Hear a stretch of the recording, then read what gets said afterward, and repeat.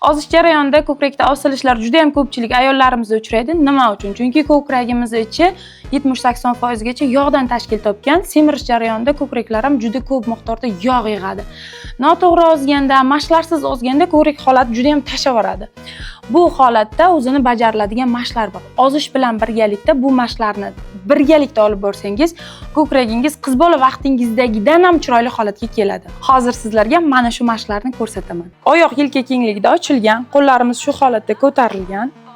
Qorinni ichkariga tortib, bu ham qo'lni mushagiga ishlab beradi, ham ko'krak ko'tarishga ishlab beradi. Tortamiz, qaytardik. Tortamiz, qaytardik. Tortamiz, qaytardik.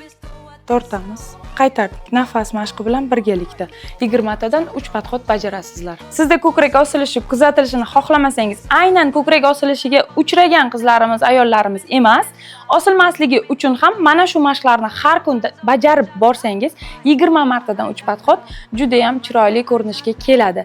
Ya'ni bu narsa uchun hech ham erinmasligimiz kerak, ko'p vaqt ham talab qilmaydi.